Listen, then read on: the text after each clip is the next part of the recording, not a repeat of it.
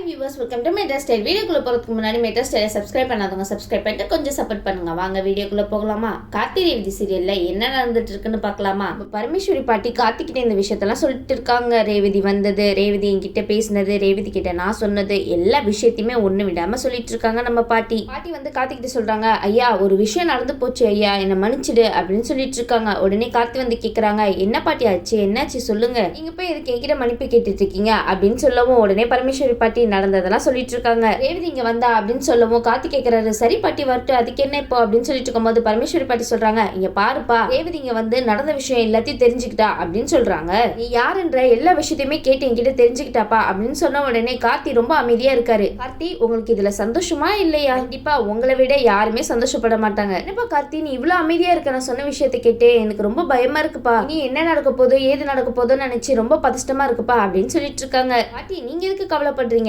எல்லாம் நல்ல விஷயமா தான் நடந்திருக்கு. பாருங்க பாட்டி, நீங்க எதுக்கு கவலைப்படுறீங்க, என்னைக்கா இருந்தாலும் ஒரு நாள் நம்ம ரேவதிக்கு எல்லா விஷயமும் தெரிஞ்சுதானே ஆகணும் அப்படின்னு சொல்லிட்டு இருக்காரு நம்ம கார்த்தி. ஆமா பாட்டி, கார்த்தி கரெக்டா தானே சொல்றாரு, உண்மை என்னைக்காவது ஒரு நாள் வெளியே வந்துதானே ஆகணும். நம்ம எவ்வளவு பெரிய உண்மையை பொத்தி பொத்தி வச்சாலும் கண்டிப்பா ஒரு நாள் வெளியே வந்தே தீரும் பாட்டி. ஆனா கார்த்தி, உங்களுக்கு பதஷ்டமாவே இல்லையா? ரேவதிக்கு எல்லா உண்மையும் தெரிஞ்சு போச்சு, இனி அவங்க உங்ககிட்ட வந்து என்ன கேட்க போறாங்களோ ஏது கேட்க போறாங்களோன்னு. ஆனா நீங்க ரொம்ப தைரியமான ஆளுதான் கார்த்தி, எது வந்தாலும் தைரியமா எதிர்த்து நிக்கலான்னு அப்படிப்பட்ட மனசு உங்களுக்கு. என்னப்பா நீ இப்படி சொல்லிட்டு இருக்க, எனக்கு ரொம்ப பயமா இருக்குப்பா, அவளுக்கு இந்த உண்மையில தெரிஞ்சதுனால ஏதாவது ஆயிடுச்சுன்னா என்னப்பா பண்றது அப்படின்னு சொல்லிட்டு இருக்கும்போது, பாட்டி நீங்க எதுக்குமே கவலைப்படாதீங்க, கண்டிப்பா ரேவதிக்கு எதுவுமே ஆகாது, கொஞ்சம் கொஞ்சமா நம்ம ரேவதிக்கு எல்லா உண்மையும் தெரிய வந்தாதான் பழைய விஷயம் எல்லாமே அவன் ஞாபகத்துக்கு வரும் அப்படின்னு சொல்லிட்டு இருக்காங்க. ஆமா பாட்டி, கார்த்தி சொல்றது ரொம்ப கரெக்ட். இப்ப முக்கியமான விஷயம் என்னன்னா, அவங்களுக்கு எதுவுமே ஞாபகத்துல இல்ல, ஆனா கார்த்தி ராஜா சேதுபதியோட பையன் மட்டும்தான் அவங்களுக்கு தெரிஞ்சிருக்கு. ஆனா அவங்களோட பழைய ஞாபகம் எதுவுமே அவங்களுக்கு இன்னும் முழுசா வரல பாட்டி. அவங்களுக்கு பழைய ஞாபகம் எல்லாம் வரணும்னா இந்த மாதிரி ஸ்டெப் பை ஸ்டெப்பா போகணும். இப்ப நீங்க பயப்படுறதுக்கு என்ன காரணம்? நம்மள எல்லா விஷயத்தையும் போய் ரேவதி கிட்ட சொன்னோம் இல்ல, அவளே தான் தெரிஞ்சுக்கிட்டு எல்லா விஷயத்தையும் போய் கேட்கிறா. அப்படி இருக்கும்போது நீங்க எதுக்கு கவலைப்படுறீங்க பாட்டி? கவலைப்படாதீங்க, கண்டிப்பா எல்லா விஷயமும் ரேவதிக்கு தெரிஞ்சே ஆகணும் அப்படின்னு சொல்லிட்டு இருக்காரு நம்ம கார்த்தி. கார்த்தி, நீங்க ராஜ சேதுபதியோட பையன் சொல்லி கூட அவங்களுக்கு இன்னும் எந்த விஷயமே ஞாபகத்துக்கு வரலையே, எப்பதான் ஞாபகத்துக்கு வரும் நம்ம ரேவதிக்கு? ஆனா இப்ப என்ன நடக்க போகுதுன்னு தெரியலையே. ரேவதி வந்து அம்மா கிட்ட போய் நான் கேட்க போறேன் அப்படின்னு சொல்லிட்டு போயிருக்கா. விஷயத்தெல்லாம் கேட்டுட்டு அவ சும்மா இருப்பாளா? ஆடு ஆடுன்னு ஆடுவாளே, இப்ப என்ன பண்றதுன்னு எனக்கு தெரியலையே அப்படின்னு சொல்லிட்டு ஒரு பக்கம் கவலைப்பட்டு இருக்காங்க நம்ம பரமேஸ்வரி பாட்டி. ரேவதி பேத்தி மேல எவ்வளவு அக்கறைன்னு பாத்தீங்களா? சரி பாட்டி, அவங்க போய் சொல்லட்டும், சொன்னதுக்கு அத்தை என்ன சொல்றாங்கன்னு ஃபர்ஸ்ட் பாப்போம் அப்படின்னு சொல்லிட்டு இருக்காங்க. நீங்க இந்த விஷயத்தெல்லாம் நினைச்சு மனசை போட்டு குழப்பிட்டு இருக்காதீங்க பாட்டி அப்படின்னு சொல்லிட்டு இருக்காரு கார்த்தி. என்ன கார்த்தி நீங்க எப்படி சொல்லிட்டு இருக்கீங்க? நம்ம ஈஸ்வரியை பத்தி பாட்டிக்கு அக்கு வேற ஆணி வேறன்னு எல்லாமே தெரியும், அதனாலதான் அவங்க பயப்படுறதுக்கு முழுக்க காரணமே பேசப்பட்டவங்களா அவங்க. இனி என்ன பண்ண போறாங்களோ தெரியலையே. நீ என்னதான் சொன்னாலும் பரவாயில்ல கார்த்தி, ஆனா அங்க என்ன நடக்க போகுது ஏது நடக்க போகுதுன்னு எனக்கு ரொம்ப பதஷ்டமாவே இருக்கு அப்படின்னு சொல்லிட்டு பாட்டி ஒரு பக்கம் இந்த மாதிரி சொல்ல உடனே ரேவதி வந்து கோவத்தோட வீட்டுக்கு போயிட்டு அம்மா எங்க அப்படின்னு சொல்லி கேட்டுட்டு இருக்காங்க ரோஹிணி கிட்ட. ரேவதி இதே கோவத்தோட இருங்க. ராஜராஜன் சொன்னாங்க, என்னது இது, இவ ஆபீஸ் தானே போனா திடீர்னு நடுவுல வந்துட்டு அம்மா எங்க அப்படின்னு சொல்லி கத்திட்டு இருக்கா, என்னச்சு இவளுக்கு அப்படின்னு சொல்லிட்டு அவங்க ஒரு பக்கம் புரியாம பேசிட்டு இருக்காங்க. ராஜராஜன், உங்க பொண்ணுக்கு எல்லா உண்மையும் தெரிஞ்சு போச்சு, அதாவது கார்த்தி ராஜ சேதுபதியோட பேர் என்ன தெரிஞ்சு போச்சு, அதனாலதான் அவங்க இப்படி கத்திட்டு இருக்காங்க. சந்திரா வந்து அவங்க அக்கா கிட்ட போயிட்டு, அக்கா ரேவதி வந்துட்டான்னு நினைக்கிறேன், ரொம்ப பயங்கரமா கோவத்தோட கத்திட்டு இருக்கா வெளியே அப்படி சொன்ன உடனே ஈஸ்வரி வந்து, சரி நான் பாத்துக்கிறேன் எல்லாத்தையும் அப்படின்னு சொல்றாங்க. ஆமா ஆமா, எல்லா விஷயத்தையும் சமாளிக்கிற ஆளாச்சே, இதெல்லாம் உங்களுக்கு ஒரு பெரிய விஷயமா, எப்படி சமாளிக்கிறாங்க மட்டும் பாருங்க. ஈஸ்வரி, சந்திரகலா, ஈஸ்வரி, மருந்து 3 பேருமே இந்த விஷயம் தெரியாத மாதிரி நடிச்சிட்டு என்னாச்சு ரேவதி அப்படின்னு சொல்லி கேட்டுட்டு இருக்காங்க நம்ம ஈஸ்வரி. என்ன ஈஸ்வரி, உங்களுக்கு எந்த விஷயமே தெரியாதா என்ன? உங்களோட நடிப்புல நீங்க எங்கேயோ போயிட்டீங்க போங்க. ஆனா இந்த இடத்துல என்ன ஒரு ஆச்சரியமான விஷயம்னா, நம்ம சாமுண்டீஸ்வரி ரொம்ப அமைதியா பேசிட்டு இருக்காங்க. என்னம்மா நீங்க, நான் எவ்வளவு கோவத்தோட வந்திருக்கேன், நீங்க என்னன்னா என்னாச்சு அப்படின்னு சொல்லிட்டு ரொம்ப கேஷுவலா கேட்டுட்டு இருக்கீங்க என்கிட்ட. என்ன ரேவதி நீ பேசிட்டு இருக்க, நீ படுக்க ஆபீஸ் போனா இப்ப வந்து என்னாச்சு ஏதாச்சுன்னு கேட்டுட்டு இருக்க, எனக்கு ஒண்ணுமே புரியலையா அப்படின்னு சொல்லி நடிக்கிறாங்க. நீங்க என்கிட்ட எவ்வளவு பெரிய விஷயத்த மறைச்சிருக்கீங்களா அப்படின்னு சொல்லி கேட்கவும் உடனே ராஜராஜன் கேக்குறாங்க, என்னச்சு ரேவதி நீ என்ன பேசிட்டு இருக்க? ஆனா இந்த விஷயத்துல நீங்க எல்லாருமே ஒன்னா சேர்ந்து என்ன ஏமாத்திட்டீங்கல, நீங்க மட்டும் இல்ல இந்த குடும்பமே சேர்ந்து என்ன ஏமாத்திட்டு இருந்திருக்கு இது வரைக்கும். அதை பத்தி உங்ககிட்ட எல்லாம் நான் அப்புறமா கேட்டுக்கிறேன், ஃபர்ஸ்ட் இந்த விஷயத்த நான் அம்மா கிட்ட கேட்டு தெரிஞ்சே ஆகணும் அப்படின்னு சொல்லிட்டு இருக்காங்க நம்ம ரேவதி. தெரிஞ்சுக்கோங்க ரேவதி, எப்படி இருந்தாலும் நீங்க பேசுறத அந்த இடத்துல எடுபடி கூட ஆகாது அவங்களுக்கு. அவங்க சொல்றதா சட்டம், அவங்க வைக்கிறதா சட்டம்னு அவங்க எல்லாம் பேசிட்டு இருப்பாங்க. ஏதாவது அந்த இடத்துல நம்ம மயில்வாகனும் ரோகிணி எல்லாருமே புரியாத மாதிரியே பாத்துட்டு இருக்காங்க. என்னச்சு ரேவதிக்கு எதை பத்தி பேசிட்டு இருக்கா, எதை பத்தி கேட்க போறேன்னு சொல்றா அப்படின்னு சொல்லிட்டு அவங்க ஒரு பக்கம் குழம்பிட்டு இருக்காங்கப்பா. ரோகிணி, நீங்க இத்தனை நாளா பொத்தி பொத்தி வச்சிருந்த விஷயம் தான் வெளியே வரப்போகுது, இதை கேட்டா நீங்க எல்லாருமே ரொம்ப சந்தோஷப்படுவீங்க. ஆனா இந்த விஷயத்தெல்லாம் ரேவதி கிட்ட மறைச்சதுக்கு வருத்தமும் பட போறீங்க. இங்க பாருங்கம்மா, தோ உங்க பக்கத்துல நிக்கிறாரே அவர் உண்மையான கார்த்தியா அப்படின்னு சொல்லி கேட்ட உடனே, ஓஹோ இதுதான் விஷயமா ஈஸ்வரி, இந்த விஷயம் உங்களுக்கு முன்னாடி சந்திரகலா சொல்லல, என்னமா ஆக்டிங் பண்றீங்க, அதனாலதான் இங்க வந்து எல்லா உண்மையும் தெரிஞ்சுக்கலாம்னு கேட்டுட்டு இருக்காளோ அப்படின்னு சொல்லிட்டு ஒரு பக்கம் நம்ம ஈஸ்வரி நினைச்சிட்டு இருக்காங்க.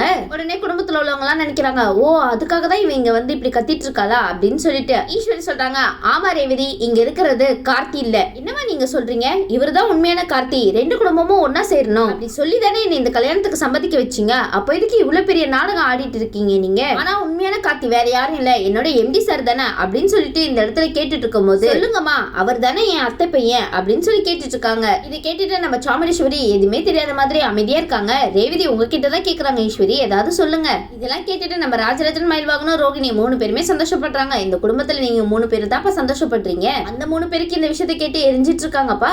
உங்ககிட்ட தான் கேக்குறேன், நான் எவ்வளவு பெரிய விஷயத்தை தெரிஞ்சுக்கிட்டு உங்ககிட்ட கேட்டுட்டு இருந்தா நீங்க என்னன்னா அமைதியா இருக்கீங்க. ஆமா ரேவதி, என்னைக்காவது உனக்கு ஒரு நாள் உண்மை தெரிஞ்சுதானே ஆகணும். அந்த உண்மை இன்னைக்கு தெரிஞ்சிருச்சு. அதனால இந்த விஷயத்த நீ வந்து என்கிட்ட இப்ப கேட்டுட்டு இருக்க. அதனால எனக்கு எந்த பிரச்சனையுமே கிடையாது. இங்க பாரு ரேவதி, இவர் வந்து கார்த்தி இல்லாம இருக்கலாம், ஆனா ரொம்ப நல்லவரு. இதெல்லாம் சொன்னா நீ கல்யாணம் பண்ணிப்பியா இவரை? அதனாலதான் இந்த மாதிரி நாடகம் பண்ண வேண்டிய சூழ்நிலை ஆயிடுச்சு அப்படின்னு சொல்லிட்டு கேஷுவலா சொல்லிட்டு இருக்காங்க. ஆனா ஈஸ்வரி உங்களை மாதிரி கேஷுவலா யாராலையும் இருக்க முடியாது. நீ என்கிட்ட என்ன சொன்ன? நான் வந்து கார்த்தியை தான் கல்யாணம் பண்ணிப்பேன்னு புடிவாதமா இருந்தேன். அதனாலதான் நான் ஒருத்தரை கூட்டிட்டு வந்து இவர் தான் கார்த்தி அப்படின்னு போய் சொல்லி கல்யாணத்தை நடத்தி முடிக்கலான்னு முடிவு எடுத்தேன் அப்படின்னு சொல்லிட்டு இருக்காங்க. ஈஸ்வரி அவங்க உண்மையான கார்த்தியை கல்யாணம் பண்ணிக்கிறேன்னு சொன்னாங்க. நீங்க தான் தப்பா புரிஞ்சுட்டு டூப் கார்த்தியை கூட்டிட்டு வந்து கல்யாணம் பண்ணி வைக்க போறீங்க. என்னமா நீங்க இவ்வளவு பெரிய விஷயத்த மறைச்சு என்கிட்ட நீங்க சாதாரணமா பேசிட்டு இருக்கீங்க. நீங்க கார்த்தின்னு சொல்லிட்டு எவனோ ஒருத்தனை கல்யாணம் பண்றதுக்காக பாத்திருக்கீங்க.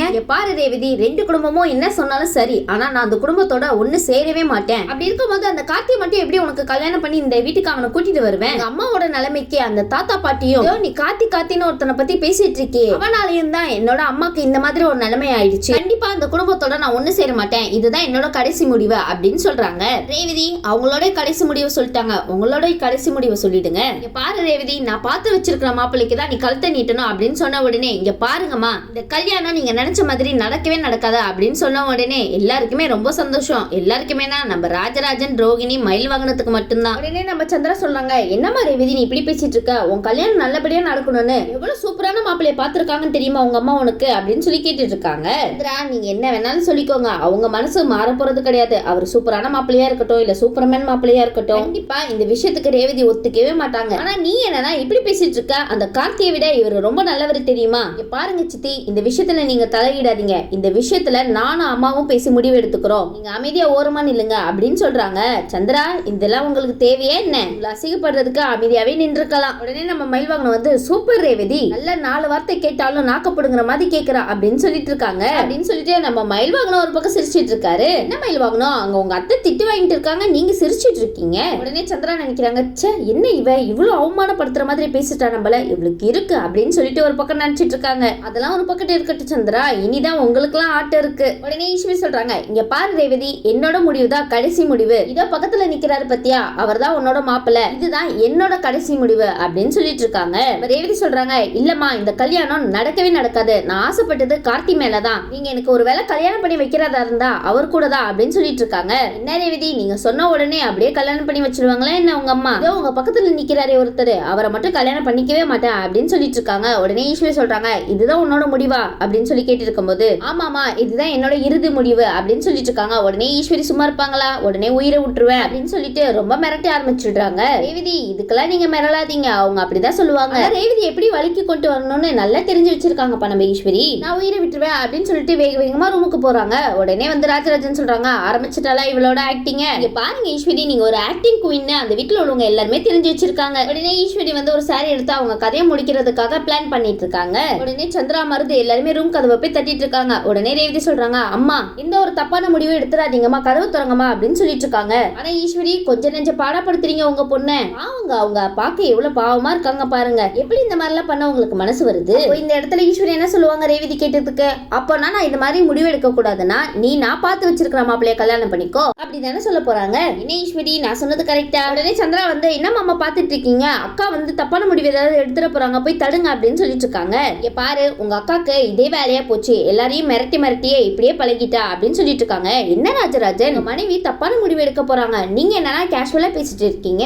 பாரு தேவையில்லாம நீங்க பேசிட்டு இருக்காத, உங்க அக்கா தன்னால வருவா அப்படின்னு சொல்லிட்டு இருக்காங்க நம்ம ராஜராஜன். ராஜராஜன். உடனே சந்திரா வந்து உங்ககிட்ட போய் சொன்ன பாருங்க மாமா அப்படின்னு சொல்லிட்டு அக்கா எந்த தப்பான முடிவும் எடுத்துறாதுக்கா, கதவு திறக்கா அப்படின்னு சொல்லிட்டு நடிச்சிட்டு இருக்காங்க. ஏன் சந்திரா, அவங்க இந்த மாதிரி தப்பான முடிவு எடுத்தா உங்களுக்கு தானே நல்லது, அப்பதானே எல்லா சொத்தும் உங்க கைக்கு வரும். நீங்க எல்லாருமே சூப்பரா ஆக்டிங் பண்றீங்கப்பா. ஈஸ்வரி அவங்க பாட்டுக்கு இல்ல ரேவதி வந்து இந்த கல்யாணத்துக்கு சம்மதிச்சாதான் நான் கதவு திறப்பேன் அப்படின்னு சொல்லிட்டு இருக்காங்க. ஆனா இவங்க எல்லா ஆக்டிங்கை விட நம்ம மருத ஆக்டிங் தான்ப்பா சூப்பரா இருக்குன்னே சொல்லலாம். அத்தை என்னத்த என்னால இந்த குடும்பத்துல எந்த பிரச்சனையும் வேணாம், நான் வேணா போயிடுறேன் அப்படின்னு சொல்லிட்டு அவரும் ஒரு பக்கம் ஆக்டிங் பண்ணிட்டு இருக்காரு. ஆனா நம்ம ஈஸ்வரி யார் சொல்றதும் காதல வாங்கிக்காம இல்ல ரேவதி வந்து இந்த கல்யாணத்துக்கு சம்மதிச்சா மட்டும்தான் நான் வருவேன் அப்படின்னு சொல்லிட்டு இருக்காங்க. ஆனா பாவங்க நம்ம ரேவதி என்ன பண்ணுவாங்க, சரிமா நான் இந்த கல்யாணத்துக்கு சம்மதிக்கிறேன், நீங்க வெளியே வாங்கம்மா அப்படின்னு சொன்ன உடனே இதை கேட்டுட்டு எல்லாருமே வந்து ஷாக்கிங் ஆகுறாங்க. உடனே ரேவதி அப்படி சொன்னதும் ஈஸ்வரி வந்து ரேவதியை கட்டி பிடிச்சிட்டு ராஜராஜனை பார்த்து நக்கல சிரிக்கிறாங்க. நீங்களா எப்படி சம்மதிக்க வச்சுன்னு இனி இந்த கல்யாணத்தை எப்படி நடத்தணும்னு பாருங்க அப்படின்னு சொல்லி மனசுல நினைச்சிட்டு இருக்காங்க.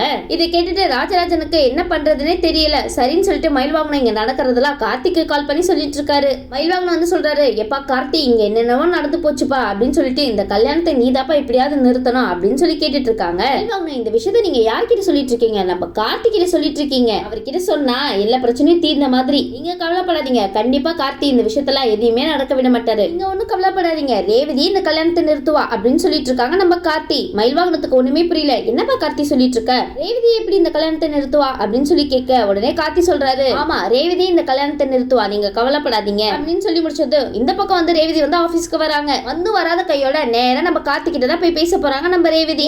கார்த்தி கிட்ட கேக்குறாங்க, சார் நீங்க தான் உண்மையான ராஜசேதுபதியோட பேரன்னு ஏன் சார் என்கிட்ட மறைச்சிங்க, நீங்க என்னோட அத்தை பையன்னு ஏன் சார் நீங்க என்கிட்ட வந்து சொல்லல அப்படின்னு சொல்லி கேட்டுட்டு இருக்காங்க. இங்க பாரு ரேவதி, இப்பவும் இந்த விஷயத்த நான் உன்கிட்ட சொன்னா இல்ல நீயா தானே எல்லா விஷயத்தையுமே கண்டுபிடிச்ச, அதே மாதிரி நீ எல்லா விஷயத்தையுமே கூடிய சீக்கிரம் கண்டுபிடிப்ப, நீ இன்னும் பாதி உண்மையை கண்டுபிடிப்ப அப்படின்னு சொல்லிட்டு இருக்காங்க. உடனே ரேவதி வந்து ஷாக் ஆகி என்ன சார் சொல்லிட்டு இருக்கீங்க நீங்க, ஆமா ரேவதி உனக்கு தெரிஞ்சது எல்லாமே பாதி விஷயம் தான் அப்படின்னு சொல்லி கேட்ட உடனே அப்ப மீதி விஷயம் சார் அப்படின்னு சொல்லி கேட்டுட்டு இருக்காங்க. என்ன ரேவதி இதை போய் அவர்கிட்ட கேட்டுட்டு இருக்கீங்க, அவர் நீங்க கேட்டு ஏதாவது சொல்லுவாரா என்ன, இப்ப நீ கண்டுபிடிச்ச மாதிரியே மீதி விஷயத்தையும் கூடிய சீக்கிரம் கண்டுபிடிப்ப அப்படின்னு சொல்லிட்டு இருக்காரு நம்ம கார்த்தி. இங்க பாரு ரேவதி அது வரைக்கும் நீ பொறுமையா இரு அப்படி சொல்ல உடனே ரேவதிக்கு ஒண்ணுமே புரியாம குழப்பத்தோட போயிட்டு இருக்காங்கப்பா. என்ன கார்த்தி சார் அவங்க ஏற்கனவே ரொம்ப குழப்பத்துல இருக்காங்க, நீங்க வேற பாதி பாதின்னு இன்னொரு பாதி குழப்பத்துல உண்டாக்கிட்டீங்க. ரேவதி நினைக்கிறாங்க என்னது இவரு எதுவுமே வெளிப்படையா சொல்ல மாட்டாரு, பாதி பாதின்னு சொல்றாரு, இன்னும் என்ன பாதி எனக்கு தெரியாம இருக்கு, பாரு ரேவதி நீ பாதி தான் கண்டுபிடிச்சிருக்க, இன்னொரு பாதியா நீ கூடிய சீக்கிரம் கண்டுபிடிப்பன்னு சொல்றாரு, இதுக்கு என்ன அர்த்தம், அப்பனா இன்னொரு பாதி விஷயம் என்னவா இருக்கும் அப்படின்னு சொல்லிட்டு ரொம்ப மனசு போட்டு குழப்பிட்டு இருக்காங்க நம்ம ரேவதி. இந்த பக்கம் நம்ம கார்த்தி வந்து அதிகாரி கிட்ட இந்த மாதிரி முருகனோட போட்டோ கேட்டோம்ல அப்படின்னு சொல்லி நினைச்சிட்டு இருக்கோம். அதிகாரிங்க வந்து கார்த்திக்கு போன் பண்ணிட்டு இங்க பார்ப்பா கார்த்தி நீ போட்டோ கேட்டல நான் ரெடி பண்ணிட்டேன் நீ வந்து வாங்கிக்கோப்பா அப்படின்னு சொன்ன உடனே கார்த்தி வந்து அந்த போட்டோவை வாங்குறதுக்காக போயிட்டு இருக்காங்க. வெளியே வரும்போது பார்த்தா அந்த முருகன் வந்து கார்த்தியோட ஆபீஸ்ல தான் வேலை பார்த்துட்டு இருக்காங்க. அந்த முருகன் வந்து காஃபி கொடுத்துட்டு இருக்காங்க அங்க எல்லாருக்குமே. நம்ம கார்த்தியை பார்த்த உடனே காஃபி கப்ப எல்லாத்தையுமே கீழே போட்டுறாரு. அப்ப நம்ம கார்த்தி வந்து ரொம்ப ஷாக்கிங்கா பாக்குறாங்க. என்னாச்சு அப்படின்னு சொல்லி கேட்ட உடனே இல்ல சார் கை தவறி தெரியாம விழுந்துருச்சு, சரி பார்த்து கொஞ்சம் கேர்ஃபுல்லா பண்ணுங்க அப்படின்னு சொல்லிட்டு கார்த்தி போயிடுறாரு. சரின்னு சொல்லிட்டு கார்த்தி வந்து நேரா போட்டோ வாங்குறதுக்காக அதிகாரியை பாக்குறதுக்கு போயிட்டு இருக்காங்க. ஆனா நம்ம கார்த்திக்கு காஃபி கப்பை கீழே போட்டார்ல அவர் தான் முருகன்ற விஷயம் தெரியாது. இந்த பக்கம் பார்த்தனா சரி இன்னும் கல்யாணத்துக்கு ஒரு நாள் தான் இருக்கு அப்படின்னு சொல்லிட்டு நல்ல தடபுடலா எல்லா விஷயமும் நடந்துட்டு இருக்குப்பாங்க. சரி நடக்காத கல்யாணத்துக்கு ஏன் தடபுடலா பண்ணிட்டு இருக்கீங்க. இந்த பக்கம் அதிகாரிங்க வந்து அந்த போட்டோவை வந்து காமிக்கிறாங்க. உடனே கார்த்தி அந்த முருகனோட போட்டோவை பார்த்த உடனே அதிர்ச்சி அடைகிறாங்க. அடைச்ச இப்பதானே இவனை பார்த்துட்டு வந்தோம் அப்படின்னு சொல்லிட்டு நம்ம கார்த்தி மனசுலயே தோணி இருக்கும்பா. ஏப்பா முருகா அவரோட ஆபீஸ்லயே வேலை பார்த்துட்டு அவரையே ஏமாத்திட்டு இருந்திருக்கல நீனு, இவன் என்னோட ஆபீஸ்ல தானே வேலை பார்க்கறான் அப்படின்னு சொன்ன உடனே நம்ம அதிகாரிக்கு அதிர்ச்சி. கார்த்தி நம்ம அதிகாரியே அதிர்ச்சி அடைகிற மாதிரி ஒரு விஷயத்த சொல்லிட்டாருப்பா. நேரா போயிட்டு முருகனை போய் புடிச்சிடுறாங்க. உண்மையை சொல்லுடா யார்டா அது அப்படின்னு சொல்லி கேட்ட உடனே ஆமா எங்க எல்லாருக்குமே வந்து ஒரு தலைவன் இருக்கான் அவங்க பேரு ரெட் அப்படின்னு சொன்ன உடனே கார்த்தி வந்து ரொம்ப ஷாக் ஆகுறாங்க. அடுத்த பார்த்தா அந்த பக்கம் விடிஞ்சா கல்யாணம். உடனே நம்ம கார்த்தி வந்து அந்த முருகனை பிடிச்சிட்டு அதிகாரி கிட்ட போய் கொடுக்குறாங்க. அந்த ரெட்டை பிடிக்கிறதுக்கு சரியான ஆளு இவன் தான் அப்படின்னு சொல்லிட்டு இருக்காங்க. சரி நம்ம ரேவதிக்கு பாதி விஷயம் தெரிஞ்ச மாதிரி இன்னும் மீதி விஷயம் தெரிய வருதான்னு வெயிட் பண்ணி பார்க்கலாம். இந்த வீடியோ உங்களுக்கு பிடிச்சிருந்துச்சுன்னா மறக்காம மெட்ரஸ் ஸ்டைல்ல லைக் பண்ணுங்க, ஷேர் பண்ணுங்க, சப்ஸ்கிரைப் பண்ணிடுங்க. தேங்க்யூ.